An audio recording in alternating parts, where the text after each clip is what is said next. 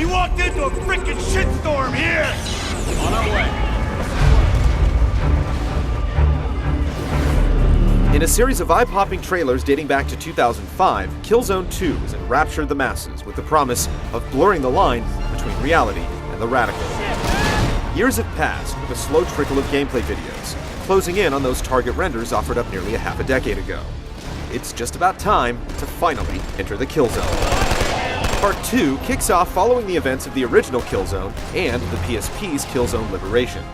You take the role of Sergeant Thomas Sevchenko, Sev to his compatriots, a member of the ISA, Interplanetary Strategic Alliance, taking the fight to Helgen, home of the Helghast insurgency. It's easy to tell friend from foe. The bad guys have beady little red glowing eyes filled with malice.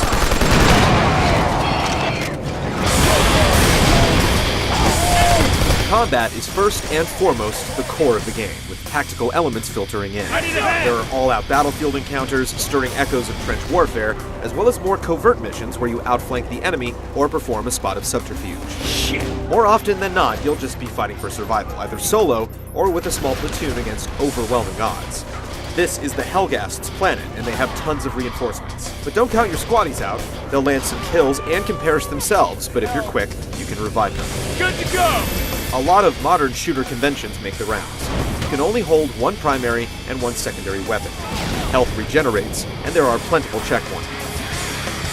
What's new is a cover system mapped to the duck button. This allows Sev to attach to cover, and then with the analog stick, peek over to the side to squeeze off some shots. Going in guns blazing may make for a great 30-second action movie, but it will get you killed. A few well-placed shots are enough to drop you. A small inventory screen rounds out the controls, allowing you to switch between grenades and knives for close combat.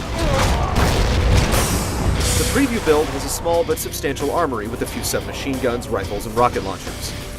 The sniper rifle incorporates 6-axis control, allowing you to finesse your aim with small tilts, but go too far and your shot will be foiled. 6-axis also shows up once in a while for turning valves and setting bombs, while an occasional barrier can require you to shoot out a control box. It's nothing too cerebral, but minute breaks from the constant onslaught of war are appreciated. The Helghast features shock troops of all sorts, including deadly armored juggernauts that have to be shot in the back to be taken out. Their R&D didn't skimp on niceties, with tons of tanks and mounted guns ready to mow you down. Occasionally, the ISA slips you a tank as well to help level the playing field, but you have to always be on the lookout for a rocket launcher and some extra munitions. Also, keep a keen eye out for special targets to destroy, which will likely tie into trophies or unlockables. Apart from the campaign is an extensive multiplayer mode, allowing you to side up with the ISA or Helghast and trade some lead. Level up, earn medals and ribbons while using ability badges with a class-based system, as you hone your scout, medic, soldier, engineer, saboteur, or soldier. Want to heal and kick ass? Then try mixing and matching the badges to create your ultimate killing machine. With clan support and dynamic multiplayer objectives that can change mid-round, Killzone 2's multiplayer has a lot to offer. 8 maps, 64 player bouts, and 5 main game types.